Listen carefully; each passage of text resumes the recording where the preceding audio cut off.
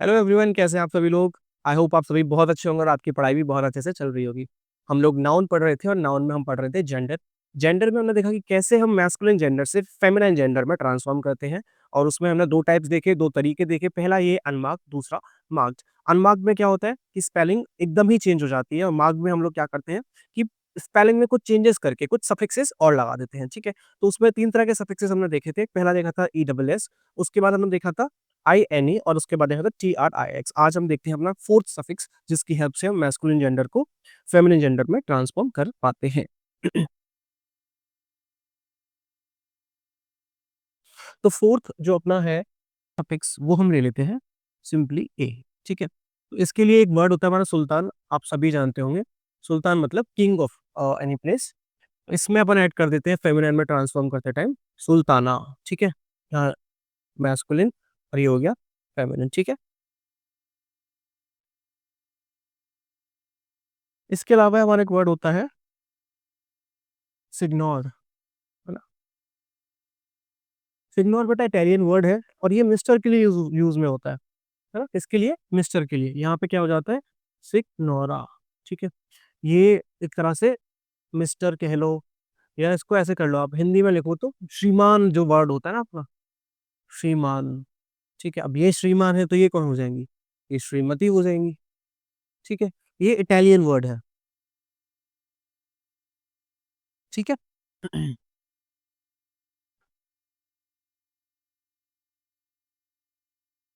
इसके अलावा एक वर्ड होता है, दो वर्ड्स होते हैं, स्पेलिंग अलग है, बाकी प्रोनाउंसिएशन सेम है। प्रोनाउंसिएशन क्या है बेटा इनका?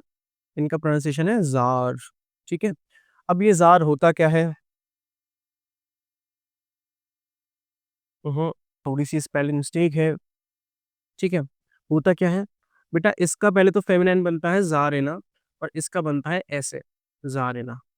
होता क्या है बेटा, रशिया जो होता है, रशियन लैंग्वेज जो है ना, उसमें जो एम्परर है, उसमें जो रूलर है, उसको हम बोलते हैं जार। और फीमेल जो एम्परर है उसको अपन बोल देते हैं जारेना। ठीक है,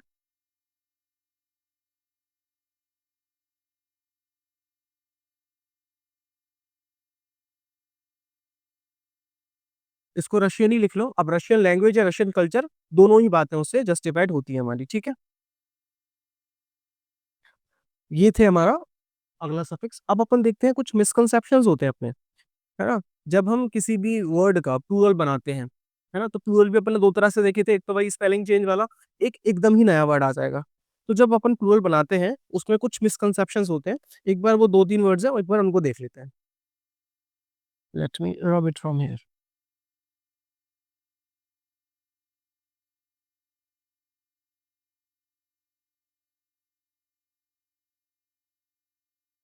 एक बार हेडिंग डाल लेता हूँ यहाँ पे, कॉमन मिसकंसेप्शंस।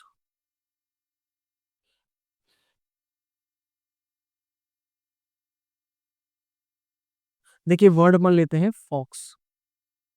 ठीक है, फॉक्स क्या है? मैस्कुलिन है और सिंगुलर है। इसको ही अपन ने ट्रांसफॉर्म किया तो बन गया विक्सेन में। विक्सेन क्या है बेटा? फेमिनिन है और सिंगुलर है। ठीक है,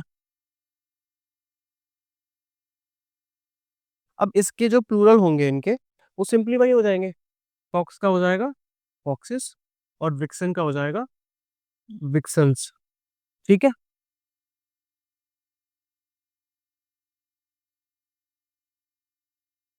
तो यहाँ पे ये तो क्या था, जेंडर का हो गया। रेड से लिखता हूँ, ये तो उसकी जेंडर वाली कैटेगरी हो गई, ये इसका नंबर वाली कैटेगरी हो गई, है ना। नंबर वाली, ये क्या हो गया? ये प्लूरल हो गया, ये भी इसका प्लूरल हो गया। कई बच्चे कंफ्यूज हो जाते हैं कि फॉक्स का विक्सन प्लूरल तो नहीं है ना। तो इनका प्लूरल तो अपने नॉर्मल प्रॉपर से उसी तरीके से बनता है, एस लगा के। तो दूसरे वर्ड पे आते हैं।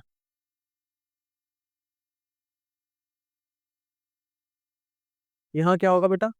ऑक्स है, ऑक्स का क्या हो गया? काउ। ये तो जेंडर वाली कैटेगरी हो गई, और प्लूरल इसका क्या हो जाएगा? ऑक्सन।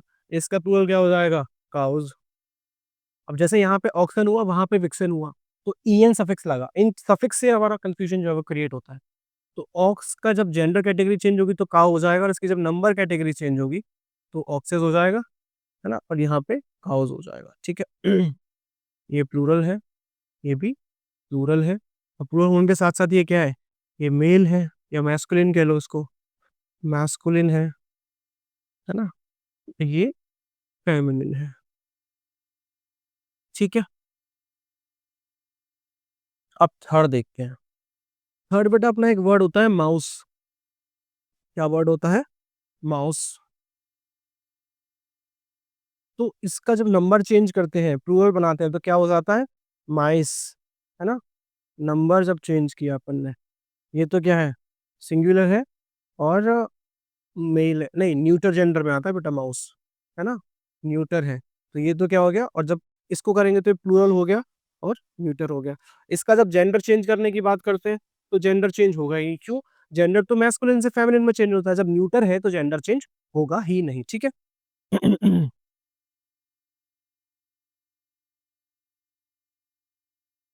न्यूटर जेंडर क्यों है बेटा? क्योंकि स्मॉल ऑर्गेनिज्म है।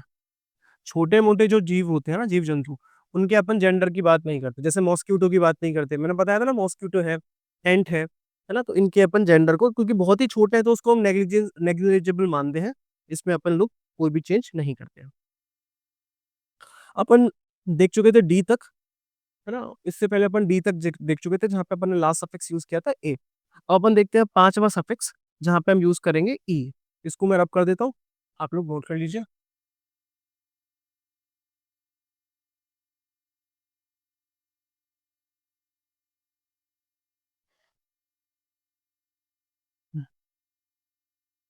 5वां मतलब ई वाला है, जहाँ पे अपन यूज़ भी करेंगे क्या? सफिक्स ई, ठीक है? पॉइंट नंबर भी ई है और सफिक्स भी ई ही यूज़ कर रहे हैं। बेटा इसमें क्या होता है कि कुछ वर्ड्स आते हैं फ्रेंच पैटर्न वाले, है ना? इसमें ऐसे लिख देते हैं फ्रेंच वर्ड्स। तो एक तो आता है वर्ड बैचलर। अब बैचलर अपन पहले पढ़ चुके हैं, इसका फेमिनिन क्या होता है? ये मैस्कुलिन हो गया, ये फेमिनिन हो गया। बैचलर का फेमिनिन क्या होता है? मेड होता है, स्पिंस्टर होता है।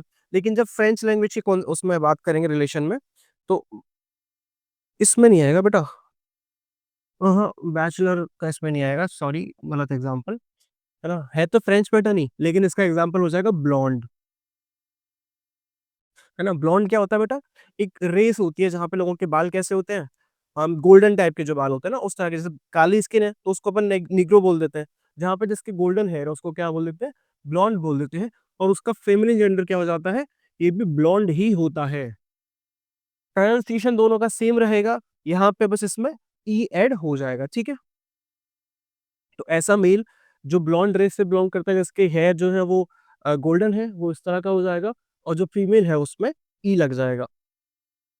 इसके अलावा एक वर्ड और आता है जिसको अपन बोलते हैं फियांसे और ये भी फियोंसी हो जाता है। Let me check its pronunciation.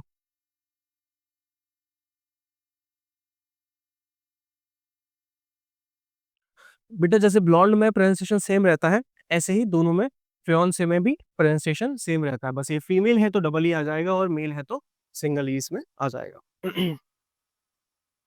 इसके अलावा अपन देखते हैं अपना नेक्स्ट, ये हमारा ई पॉइंट था, पॉइंट नंबर एफ, है ना? यहाँ पे अपन क्या करेंगे, इसके साथ में E double T E suffix लगाएंगे।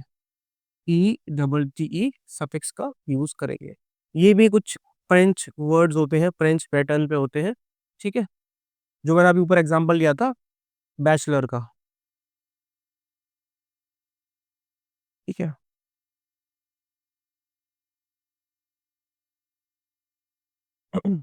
अब इसमें अपन क्या करेंगे, बाद में ई डबल टी ई लगा देंगे।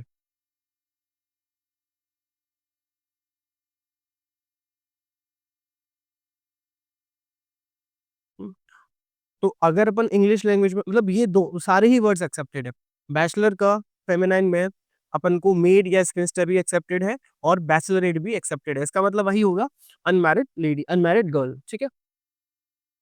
एक वर्ड और आता है ऊशर, ऊशर, ठीक है? इसका भी प्रोनाउंस, इसका जो फेमिनिन जेंडर है वो भी इसी के पैटर्न पे अशरेट हो जाता है। बेटा अशर वर्ड क्या होता है? एक तरह से इसको हिंदी में लिखूं तो, सॉरी इंग्लिश में इसके लिए वर्ड होगा एस्कॉट। होता क्या है कि जब आप मूवी देखने जाते हैं थिएटर में, तो एक पर्सन होता है क्योंकि थिएटर में अंधेरा है, तो आपको एस्कॉर्ट करता है आपके सीट तक, कि आप अपना टिकट नंबर दिखाइए और ये आपकी सीट है। उस पर्सन को उशर बोला जाता है और अगर वही काम फीमेल कर रही है तो उशरेट हो जाएगा। सेम काम अगर कोई होटल में कर रहा है, जहाँ पे कि आपके लगेज के साथ आपको रूम तक लेके जा रहा है, ठीक है? तो उसको भी उशर ही बोलेंगे।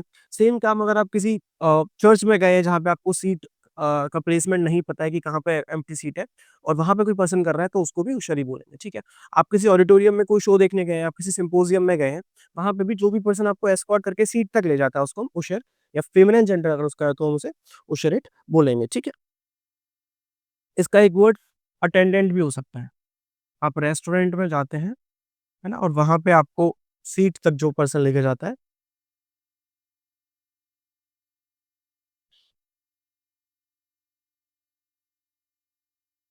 अब बेटा नोट डाल के एक चीज़ लिखते हैं अपन।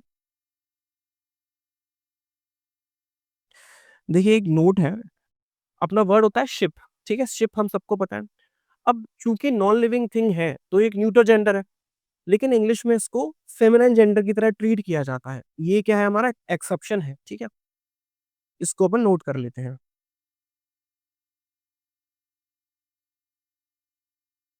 और जब फेमिनिन जेंडर में है, तो उसके लिए अपन फिर प्रोनाउन क्या यूज़ करेंगे? शी यूज़ करते हैं।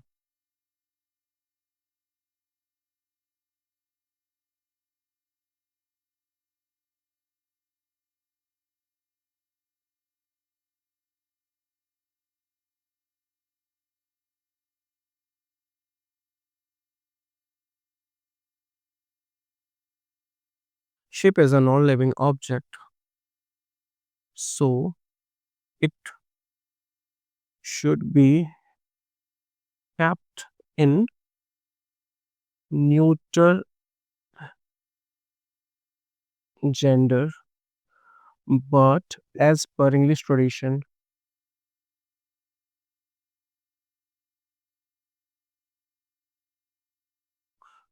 it is kept under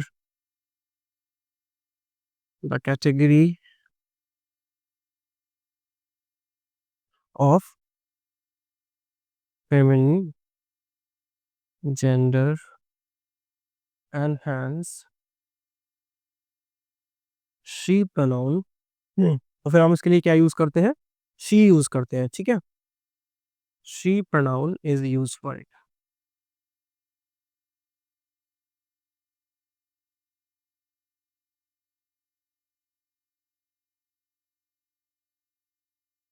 किसकी बात हो रही है बेटा ये? शिप की बात हो रही है, एक एक्सेप्शन है ना?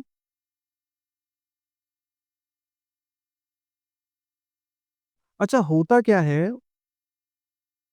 कि हमारे कुछ और भी नॉन लिविंग ऑब्जेक्ट्स होते हैं जो कि ट्रांसपोर्टेशन के काम आते हैं, जैसे कि कार हो गया, जैसे कि बाइक हो गया, है ना? और इनके लिए अपन क्या यूज़ करते हैं? इट यूज़ करते हैं। हमारे जैसे कि अपन बात करें, कोई भी कार है, कोई भी बाइक है, ठीक है? अब क्योंकि नॉन लिविंग है तो अपन को इट प्रोनाउन यूज़ करना चाहिए, न्यूटर जेंडर में आता है। लेकिन जब कोई पर्सन अपना इमोशनल अटैचमेंट दिखाता है उस चीज़ के लिए, इमोशनल अटैचमेंट बहुत ज़्यादा, तो फिर उसको क्या करते हैं?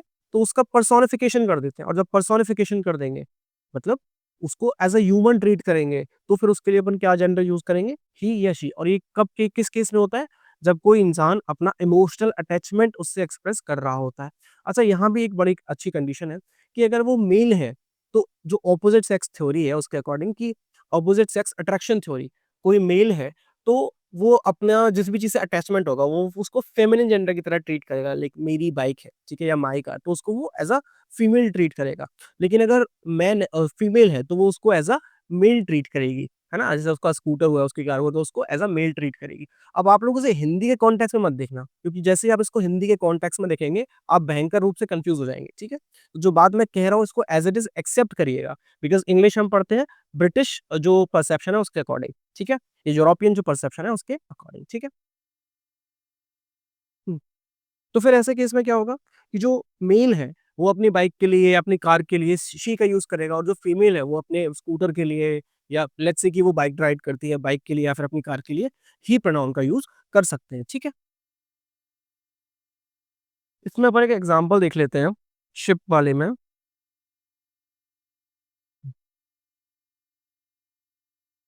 A ship has lost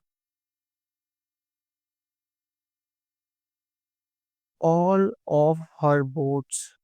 क्या प्रोनाउन यूज किया अपन ने? हर. All of her boats during storm.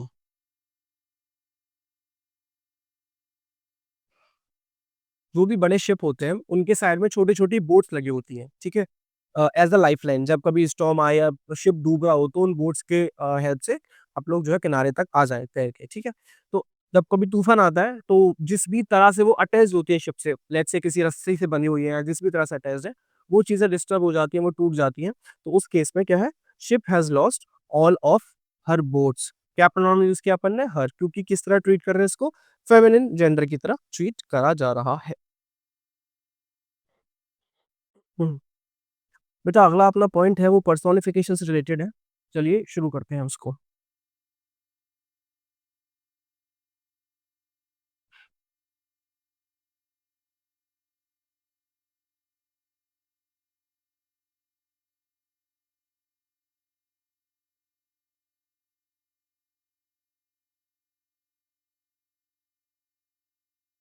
बेटा पर्सोनिफिकेशन होता किसका है? या तो नॉन लिविंग थिंग्स का होगा या फिर जो एब्स्ट्रैक्ट चीज़ें होती हैं, उनका होगा, है ना?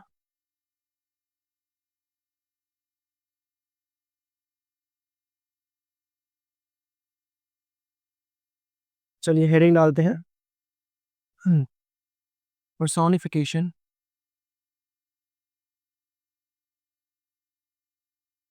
ऑफ नॉन लिविंग थिंग्स और एब्स्ट्रैक्ट आइडियाज़। एब्स्ट्रैक्ट आइडियाज़ मतलब लव, डेथ, लाफ्टर, ठीक है?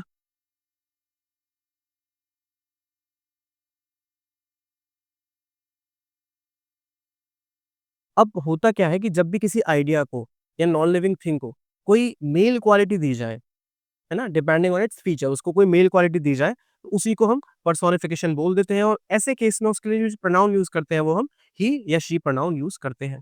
अब होता क्या है जब भी ऐसे प्रोनाउन्स हम किसी को ऐसी क्वालिटीज़ किसी को हम असाइन करें, जो कि मेल जेंडर से एसोसिएटेड हो जैसे कि स्ट्रेंथ, वैलोर, गुस्सा, ठीक है? डिस्ट्रक्शन, तो ये क्वालिटीज़ जो है ये एट्रिब्यूट्स के हैं, मेल के माने जाते हैं, ठीक है? वॉर में जाते थे तो गुस्सा होता था, ब्लडशेड होता था, डिस्ट्रक्शन होता था। है ना? तो इस तरह की चीज़ें अगर हैं, तो उसके लिए अपन ही यूज़ करेंगे। मतलब जैसे कि सन की बात करें या धूप की बात करें, गर्मियों की बात करें या सर्दियों की बात करें, कड़ाके की ठंड पड़ रही है एकदम या भयंकर गर्मी पड़ रही है। तो ये सारे एट्रिब्यूट्स जो है वो मैस्कुलिन जेंडर से जो है असाइन किए जाएँगे, उससे रिलेट किए जाएँगे। और जहाँ हम बात करते हैं सॉफ्टनेस की, है ना? जहाँ हम बात करते हैं प्यारी-प्यारी चीज़ों की, सुंदरता की बात करते हैं, कोमलता की बात करते हैं, वो चीज़ें हमारे फेमिनिन जेंडर से एसोसिएटेड है, तो उसके लिए अपन शी प्रोनाउन का यूज़ करेंगे।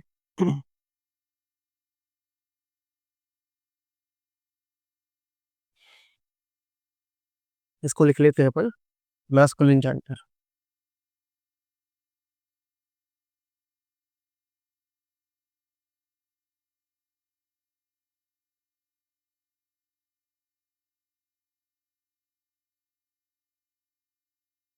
इफ द नॉन-लिविंग थिंग या फिर क्या abstract idea has qualities of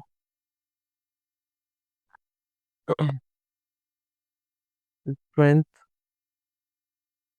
valour valour मतलब साहस, ठीक है? डिस्ट्रक्शन,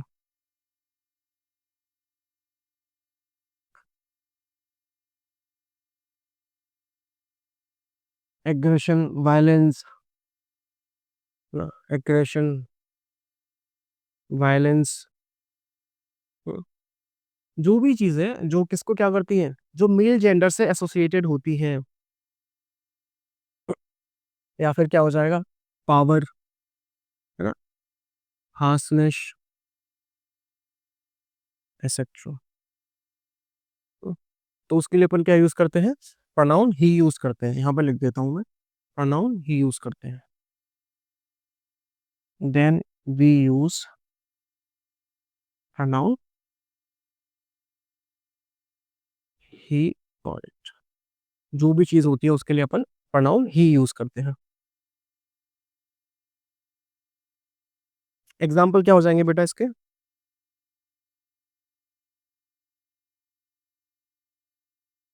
जैसे कि समर हो गया, सीजन की बात आती है तो, विंटर हो गया, सन हो गया, ठीक है।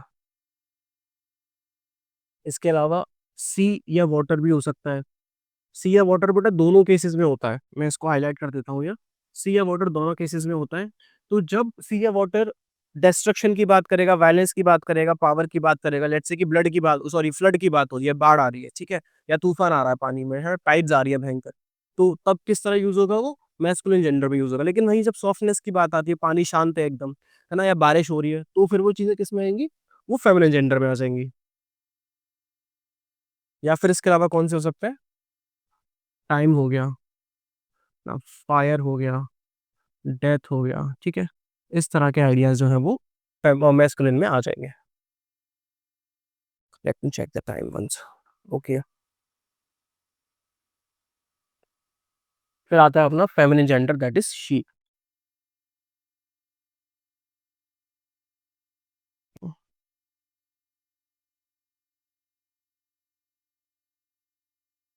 तो इसमें क्या होगा, जब भी कोई नॉन लिविंग थिंग है या कोई आइडिया है, वो पोलाइटनेस की बात करेगा, सॉफ्टनेस की बात करेगा, ब्यूटी की बात करेगा, ग्रेस की बात करेगा, ठीक है, तो उसको हम फेमिनिन जेंडर से डिनोट करेंगे। If the non living thing या फिर abstract idea has the qualities of beauty, grace, politeness, ठीक है, आई, सॉफ्टनेस, एक्सेट्रा। हाँ, अब ऐसे कौन देन, अच्छा पूरा लिख देता है। Then we use pronoun she for it। अब ऐसे क्या क्या होते हैं, उनके एग्जाम्पल देख लेते हैं।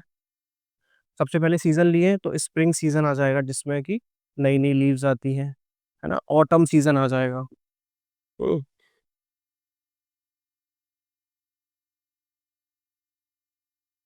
सन है तो मून आ जाएगा।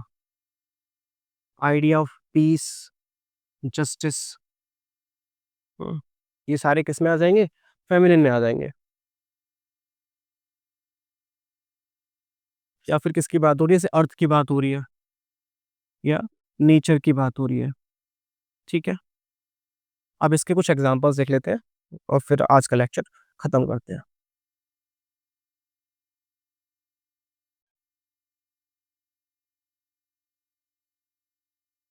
जैसे एक बहुत ही फेमस एग्जांपल है, death lays his icy hands on kings. Personification हुआ है, कैसे पता चला? बेटा डेथ को हमने किया है एज अ मेल ट्रीट, ऊपर लिखा हुआ है डेथ को as a masculine gender treat किया हुआ है। ये बेटा बहुत ही फेमस एग्जांपल है मैस्कुलिन जेंडर का। और ये एक पोम है, the glories of blood and our blood and state by James Shirley, ठीक है। ये एक पोम है, glories of our blood by James Shirley, है ना। उस पोम से ही एग्जांपल लिया हुआ है, बहुत ही फेमस एग्जांपल है ये पोइट्री का, और सॉरी पर्सोनिफिकेशन का। तो यहाँ पर डेथ को किस तरह ट्रीट किया हुआ है? और death as a idea has treated as masculine gender, ठीक है। डेथ है क्या यहाँ पे बेटा? एब्स्ट्रैक्ट नाउन है वैसे तो, है ना। और फिर हुआ क्या इसका? पर्सोनिफिकेशन हो गया।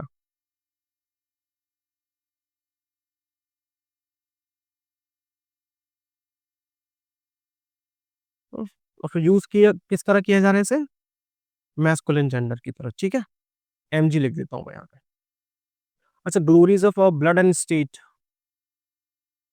ये पूरा नाम है उसका, ठीक है। जेम्स शिरले की पोम है।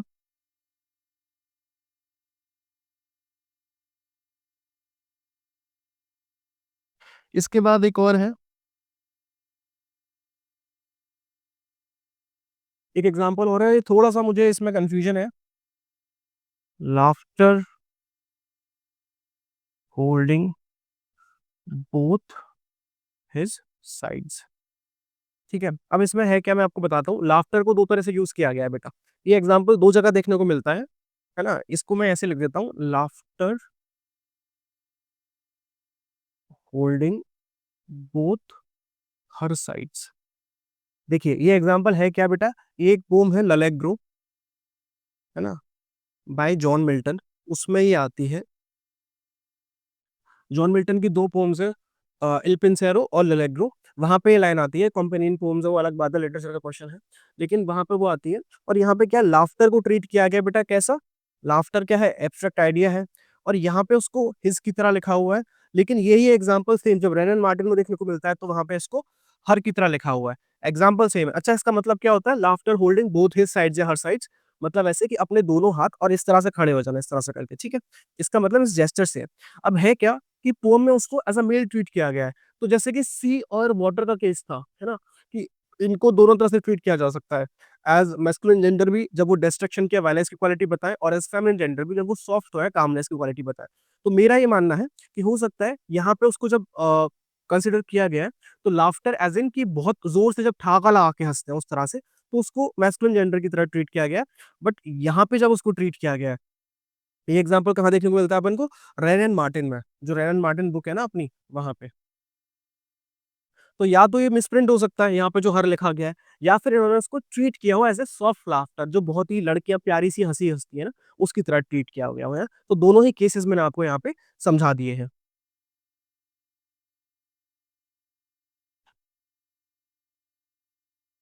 एक और एग्जांपल लेते हैं। The sun sheds his beams on rich and poor alike. कि मतलब जो सन है, वो क्या करता है? हिज बीम्स मतलब किसकी तरह ट्रीट हो रहा है? मैस्कुलिन आइडिया की तरह। और है क्या वो? है क्या बेटा? है तो नॉन लिविंग थिंग ना, ठीक है? लेकिन ट्रीट उसको कर रहे हैं अपन पर्सोनिफाई करके उसकी तरह। तो sun sheds his beams on rich and poor alike, मतलब सन जो है वो अमीर और गरीब दोनों पर ही अपना जो प्रकाश है वो बराबर दृष्टि से बाँटता है, ठीक है?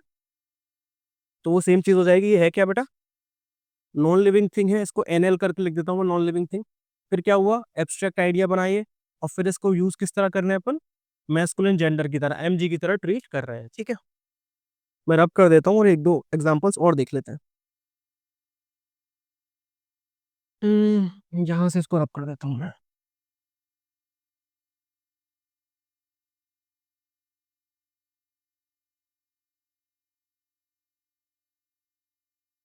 एक एग्ज़ाम्पल और देखते हैं। Spring has spread her mantle of green over the earth। मतलब क्या हुआ बेटा? जब स्प्रिंग सीजन आता है तो स्प्रिंग क्या है? सीजन है, ठीक है? और हर क्या है बेटा? ये फेमिनाइन जेंडर की तरह यूज किया गया है, ठीक है? तो ये है क्या? एब्स्ट्रैक्ट है वैसे तो।